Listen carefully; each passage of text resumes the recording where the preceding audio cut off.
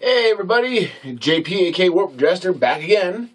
Actually, been a little while since I've done a post, so I want to get a chance to catch up on things. A lot of news going on, and I'm not gonna.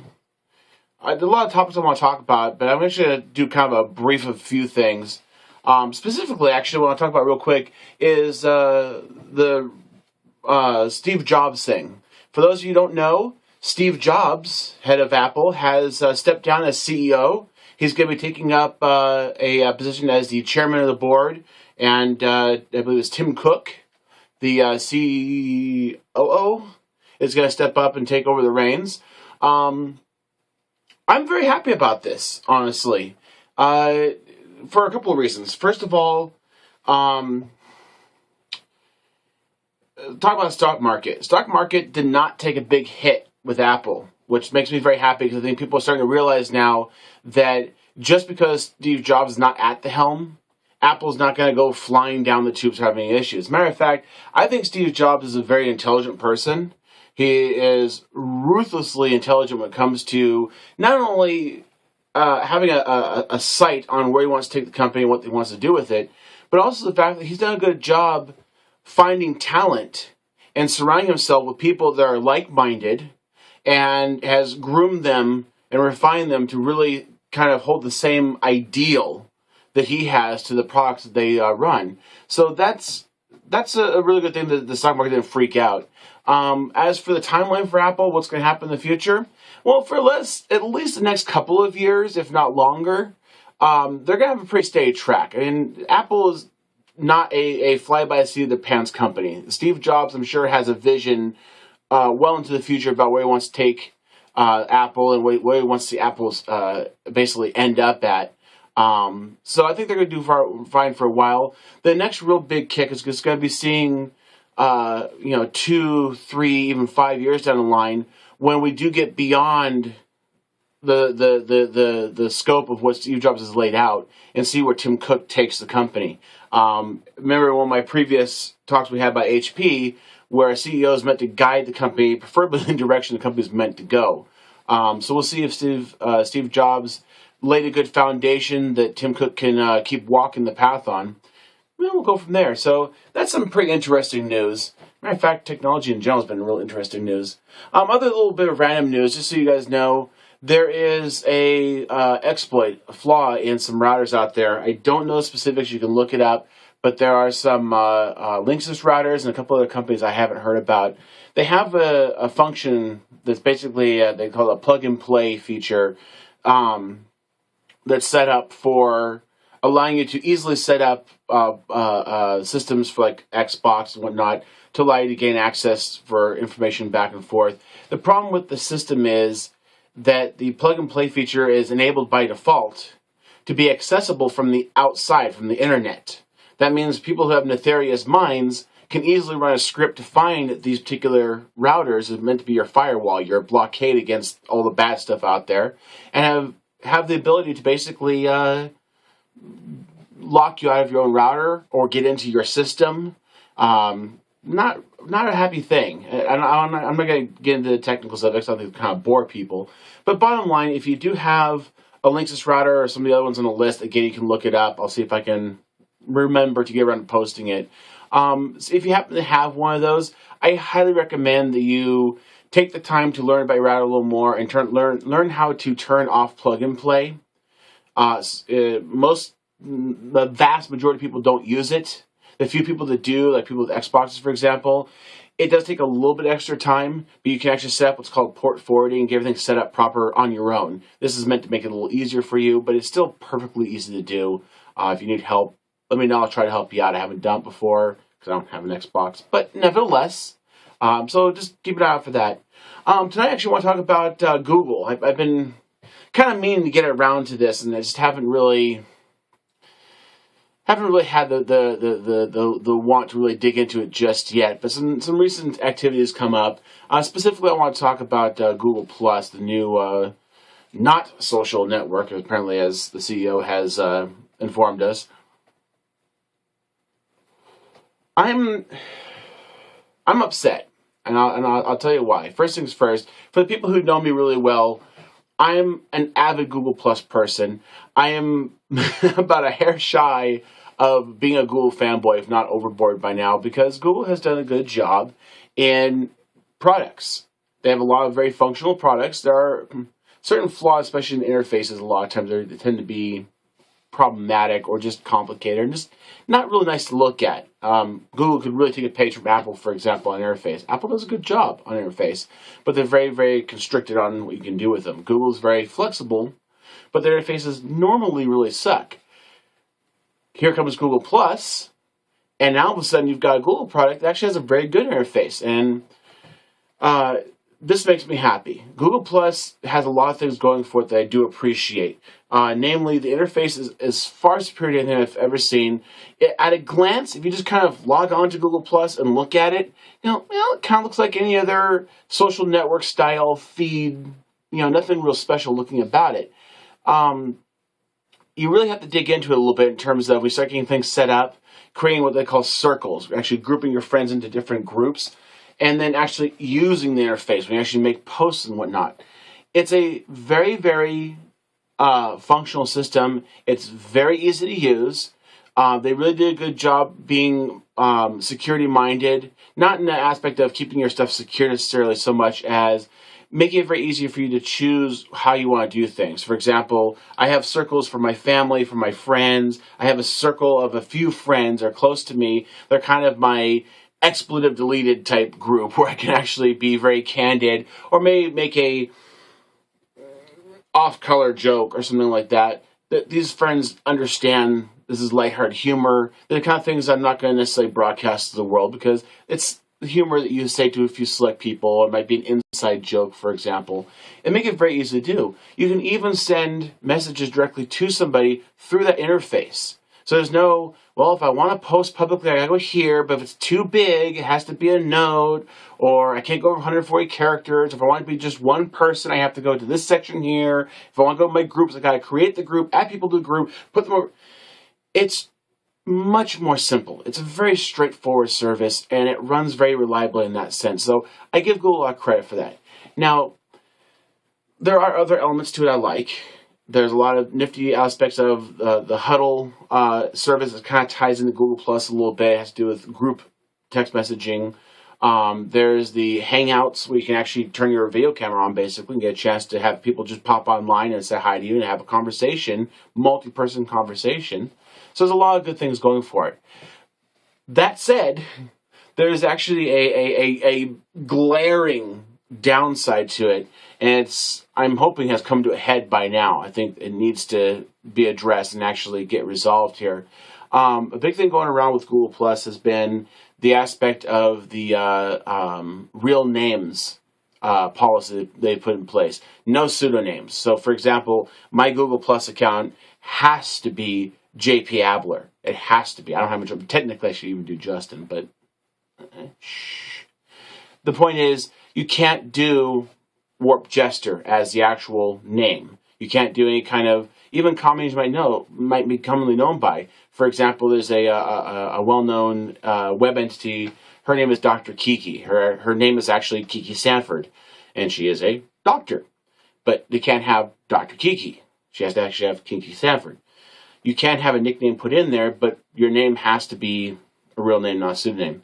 Now, when I first heard this policy come up, I was kind of, okay, whatever. It's gotten a lot worse. And just recently, the CEO of Google had made a comment about how you're not forced to use Google Plus, and it's not meant to be a social network exactly. You can look up his comments online. They're quite frankly, they feel a little bit out of touch to reality. Bottom line, there's a lot of theories as to why Google wants to do this. One comment people have made repeatedly, kind of blindly, is, well, Google just wants your real name because it's somehow a better deal for them for their business. Well, let's talk about that a little bit. The way Google works is they are an advertising company.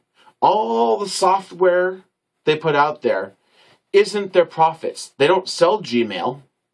They don't sell Android. They don't sell all these services. They give them away for free. And they leverage advertisement against these things. So this is where their money is at. The way they sell advertisement basically is, if I want to advertise, I tell them, here's my target demographic. I want people in their 30s who like the game. And they basically say, okay, here's this block of effectively anonymous information, but these people are in that demographic. Me as an advertiser, I don't get that personalized information. I don't get the details about you that I'm advertising to. I'm just basically being told by Google, this is who you want to go after, this is the target audience you want to put your advertisements to. That's the end of it. Having a real name tied to it, I don't see how there's a benefit to this. And even if there was some kind of benefit to it, I don't see it outweighing currently all the detriment involved. There's a really, really, really sore feeling towards people right now about Google's kind of, if you don't like it, don't use it. You know, I understand that. Just like with Facebook. You don't have to use Facebook, but it's convenient. People are on that service. They like that service. It's an easy way to communicate. Even though I'm not a fan of Facebook, I still have my Facebook account, so I can at least keep in touch with people who are staying on Facebook and be able to communicate with them, because in some cases, that's the only way I can get a hold of them. It's that they've made that their de facto connectivity device. Okay, well, that's fine. Now, for the aspect of saying nobody's forcing you to do it, well, that's not so true. We've had quite a few cases showing up on the news where people have gotten onto Google Plus without any preconceived notion or information relayed to them regarding this real name factor. So they'll put in their pseudonym, which is basically tying the Google Plus account to their Google account. Your Google account is your everything. Many people don't realize it, but when you sign up for Google for anything, Gmail or whatever, that is your Google account. That gives you access to all the Google services. When you sign up for Google Plus, you're tying that service into your Google account. The problem that's coming up is that Google sees people signing up for Google Plus, tying it to their account, and their Google Plus has that pseudonym, Warp Jester, Trinity75, whatever you may be. Google started off with flat out blocking their account. Not Google Plus, but shutting down everything. People weren't able to get onto Google Reader. People were basically, other than like Gmail, they were basically shut down. They could get their Picasa, they could get a lot of things.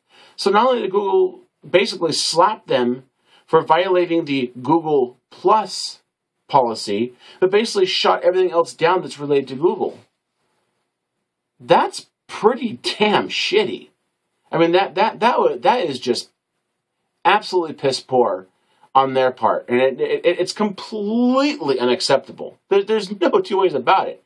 Hi, Google fanboy, and I'm telling you, Google, you done up big time. This is not the way to do it at all. I understand you may have reasons for the true name thing. Some people say it's to improve community because people are more responsible and respectable online when your name is tied to your comments. Okay, you're not my nanny. You're not my parents. I'm not signing up for any of your services to be watched over and basically be PC-ified by you. That's not cool, and it's not acceptable. So not only is the policy you have just in general just kind of a lousy policy, you make it worse by taking these really overreaching reactions to it, and that needs to get corrected quickly. And I'll tell you right now, you could have gone your merry little way and said, for Google Plus specifically, you have to use a real name. Everywhere else, we don't care. And if you don't, then we're going to shut off the Google Plus account. That was back then. Now, because you're already hammering everybody silly, now you don't get that luxury. Now the only saving grace you have is you need to submit and say, listen, this is what the public wants. They want the ability to have their pseudonyms as their identity. The internet's a different world. We are different people on the internet. That's a fact of life. Some people are very pleasant to be around in real worlds, and when they get online, they turn into angry, frothing forum trolls. It's just who they are. People who don't like it, or don't like them, and don't want to hear their comments, you have all these beautiful features built into all these different services like Google+, where you can mute them, ban them, block them, anything you want to do to silence them so you don't have to listen to them. There really is no need for you to police these people. The public as a whole will police them of their own accord. So it's just piss poor management altogether. As for the aspect of do you agree with Google on having real names because people are more responsible, or would you like to have the ability, or I think it's allowable to have the ability to have a pseudonym? Nobody's right and nobody's wrong, honestly. I personally feel that people should have the ability to be whoever they want to be online. Yes, it does invite forum trolls and people who just want to be assholes. And that's a fact of life. We deal with that. We're a society, and as a society, we get to deal with the good and the bad and the ugly. That's the way it works. I don't need anybody policing that. I can make my own decisions on that. The other aspect of it is that there are a lot of people out there that want to be able to use Google because Google has shown good values towards people or towards entities in the Middle East and other places as a means or an avenue to help them out. And they can't do that when they have to be outed basically online. This is a really big deal. You can't tell people, well, golly gosh, we need to have everybody's real name on their posts. That can get people shot in places. Around here, for me, no matter what I say, I live in America. Yeah, somebody can shoot me if they really didn't like me. For the most part, though, the most I'm going to suffer is people giving me a nasty look in society or in real life, or coming back and yelling at me online and saying, dude, you're being a dick. But in other countries, this can put you in a very, very dark hole for a very long time. Your actions, as noble as they may be, can get you killed. That's not cool. People want to use a service. The more people that use the service, again, because of advertising, the more money you potentially make. So it doesn't make any sense at all to enforce this piddly element or piddly rule you have when nobody wants to use it. It's already hampered enough the fact that you haven't opened it up to the public sooner so that people can actually get on in masses. And now you're basically making it less desirable. That's not a good idea. So really and honestly, I gotta say, change your policy just to save face. Change your policy. Go ahead and just full on 180 and say, you know what? We are big people. We can be honest and upfront and say we made a mistake. We understand people don't like this, and while we have our feelings about it, we understand this is not the way you want to do it, and we are going to acquiesce. And people are going to love you for it. If you hold staunch to this, you are going to get a lot more guff. You're going to slip down even further on that pole of not doing evil and look even more like a bunch of asses, which I don't really think anybody wants to do. And you're going to kill the project, straight up. You're going to completely kill the project. So, really and honestly, do yourself a favor. 180 on it. Fix it now. To the founders of Google, it's time to knock on the CEO's door, guys. This is not going the way it should go. Sorry, it just isn't. So, that's my 2 cents worth on it. Again, as always, if people have any comments to share, I always love getting comments and kind of feedback. Please feel free to send me feedback at warpedjester@yahoo.com. You can always post a comment or reply on my YouTube channel or on my Google Plus channel where I repeat this post at. So I look forward to those. And again, if I get any nifty comments that share some interesting views, I'll make sure to say them on there. Thanks a lot. Have a good night. Bye.